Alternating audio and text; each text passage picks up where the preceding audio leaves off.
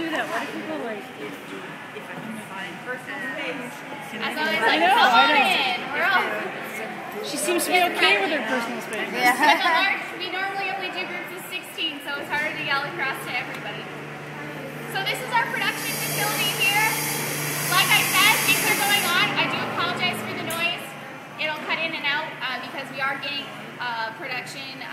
We're getting a bunch of grapes in today. I think they were getting Pinot Noir from the Triggs Vintners. So the Triggs Vintners is about 10-15 minutes from here. Is the vineyard that Don Triggs actually purchased for his wife.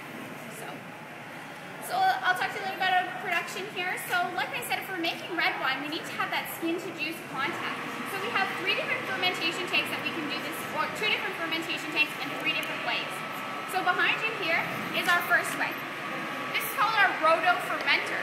So what's going to happen is we're going to pump those crushed grapes inside, the juice is going to settle on the bottom, and the skins and seeds are going to settle on top.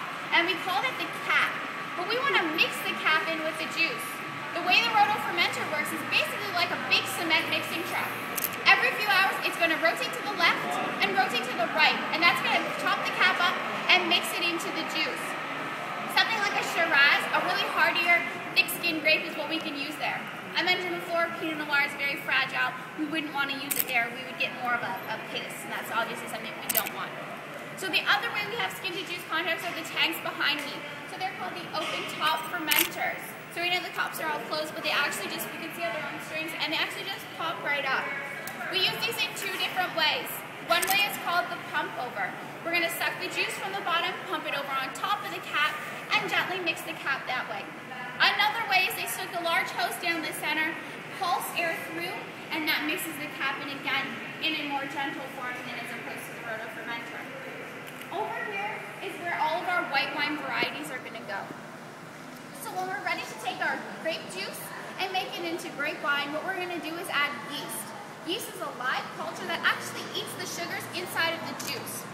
Then byproducts of this yeast are CO2, so we open the windows and use the fans to let it gently escape, obviously where we all would pass out. Alcohol taking our grape juice and making it grape wine, and then we're going to have heat. Heat is something we want to control because we're not trying to cook what's inside of the container. So you'll notice around all of our tanks there's little beaded belts. All of them have it. What those are glycol cooling belts. So the winemaker is going to set the tank to specific temperatures based on the variety, based on the stage it's going through. When it gets too warm, the belts will turn on and there'll be glycol pumped around the tank. This will cool what's inside. So a couple things to notice while we're in here. One is that we don't have any lights on in our facility here. There's tons of places where they're in the building where we don't have lights on. They designed our building with tons of windows to take advantage of the natural sunlight. They put large overhangs to avoid direct sunlight coming in, which would obviously then heat up our building. Another thing to notice is unlike a typical big building like a Costco or a Walmart, you would see large support beams having to hold up such a big building. You'll notice on the center here, we don't have any of those. They've designed it so the outside walls actually do all the supporting. This gives us the maximum amount of space in this area, which means we have no holes that are going to obstruct the way. You can see how they have down the center, they have little tracks that they can actually slide things through.